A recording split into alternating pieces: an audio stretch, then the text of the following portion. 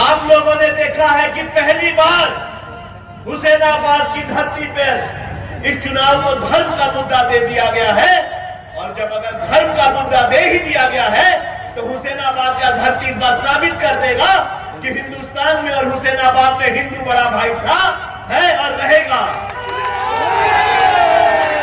साथियों, और ये वो हिंदू बोल रहा है जिसने मुस्लिम भाइयों के लिए हुसैनाबाद के इतिहास में सबसे ज्यादा काम किया है। मैं बस टीका लगा करके यहां खड़ा नहीं हूं। जितना मुसलमान भाइयों के परिवार के लिए हम लोगों ने काम किया है, इस पूरे हजारों की भीड़ में एक आदमी भी बता नहीं सकता है कि हमसे ज्यादा किसी ने काम किया है। लेकिन इसका ये मतलब नहीं कि हम सब अपने देश का सम्मान नहीं करें।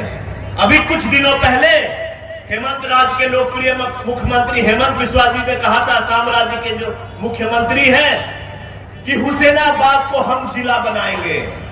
ये चीज सुनने के लिए हुसैनाबाद के जनता की कानें तरस गई थी। इतनी बार हेमंत सोरेन आए, कितनी बार आए, उन्होंने एक बार भी हुसैनाबाद के जिला का मुद्दा नहीं उठाया।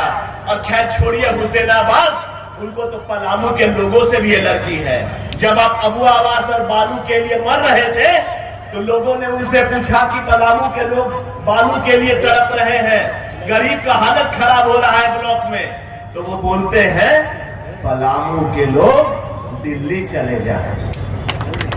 अब ऐसे मुख्यमंत्री को अमेरिका भेजने का समय आ गया है कि नहीं? जोर से बोलिए, जिसने पलामू के सभी लोगों के साथ ऐसा बोला, उसका समय आ गया है कि नहीं? साथियों, और हिमंता बिस्वा जी ने मन से वो बात बोला जिसका हम इंतजार कर रहे थे। और उन्होंने बस यही नहीं बोला कि हुसैनाबाद को जिला बनाएंगे, उन्होंने ये भी बताया कि भाजपा की सरकार आएगी इस बार, कमलेश जी जीतेंगे तो पहली ही कैबिनेट में हुसैनाबाद को जिला बनाने की कार्रवाई को शुरू कर दिया जाएगा। ये होता है नेता। और उन्होंने एक चीज और बोला था कि हुसैनाबाद जिला तो बनेगा लेकिन उसका नाम हुसैनाबाद नहीं रहेगा। ये बहुत लोगों को खराब लग गया। और इसमें खराब लगने की क्या बात है भाई? इसमें खराब लगने की क्या बात है? सबसे बड़ी चीज हो रही है कि जिला बनने वाला है जिसमें हिंदू, मुस्लिम, सिख, ईसाई सबको रोजगार मिलेगा। ये आप नहीं देखते हैं, लेकिन खराब लग गया। ये खराब इसलिए लगा है क्योंकि हिंदू कभी एकजुट होकर के वोट देते ही नहीं है। दिक्कत यही है। और इसीलिए हुसैनाबाद के धरती में भी बहुत लोगों को कंफ्यूजन हो रहा है कि यहां बड़ा भाई कौन है। और हुसैनाबाद का जो नाम है वो किसी नवाब के बेटे का नाम है। और हिमंता जी ने बोला था कि हम इसको भगवान राम का नाम देंगे। तो इसमें दिक्कत क्या थी?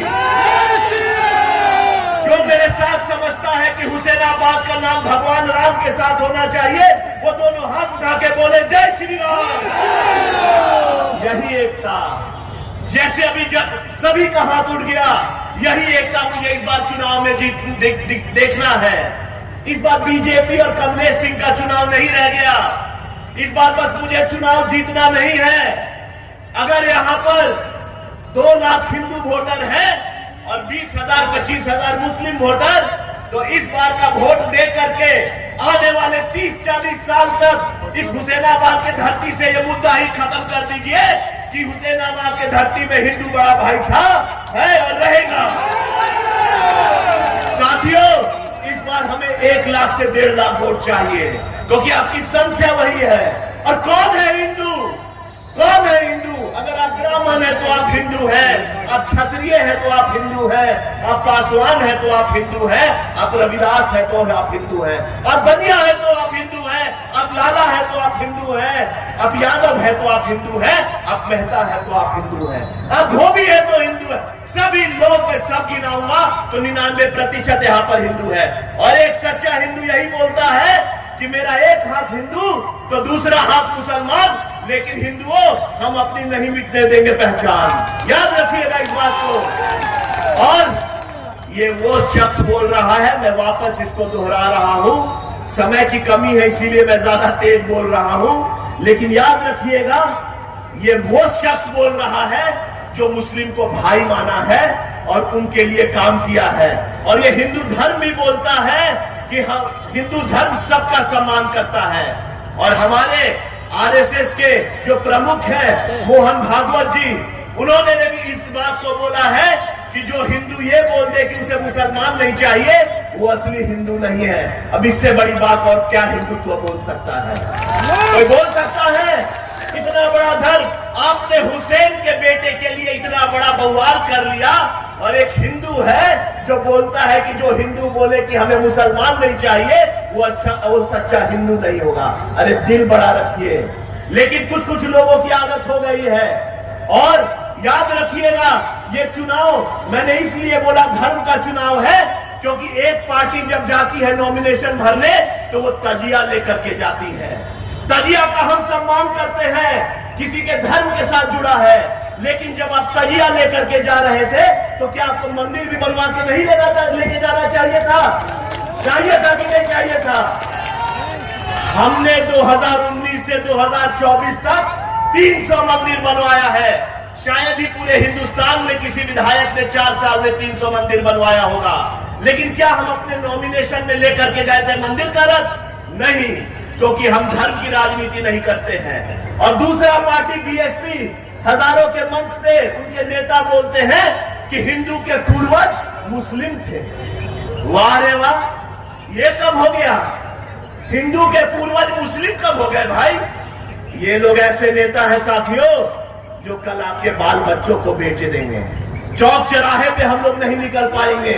ये लोग एक समुदाय की राजनीति करते हैं और हम दोनों समुदाय की, और बाकी वोट कटुआ लोगों का हमको बात नहीं करना है, जो कल तक जय श्री राम बोल रहे थे और आज उनको राम भगवान से भी दिक्कत हो गया क्योंकि उनको टिकट नहीं मिला।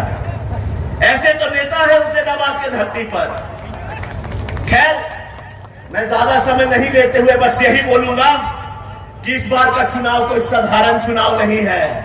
इस बार अगर आप लोग एक होकर के संदेश नहीं देंगे तो याद रखिएगा हिंदुत्व के अस्तित्व पे लोग थूकेंगे। क्योंकि सामने ही आपके सामने इस चुनाव में नंगा नाच हुआ है, जहां जो पार्टी चुनाव हमसे लड़ रही है खुल के बोल रही है कि अरे हिंदुओं तुम्हारी जरूरत नहीं। लेकिन अगर तब और इस बार का संदेश ऐसा संदेश होना चाहिए कि 2029 के चुनाव से कोई हिंदू के परिवार से, कोई हिंदू के मंदिर से खिलवाड़ नहीं करे। तो क्या आप मेरे साथ हैं? जितने लोग साथ हैं हाथ उठा के बोलिए कि इस बार हिंदू जवाब देगा। जय श्री राम, जय श्री राम। बहुत बहुत धन्यवाद।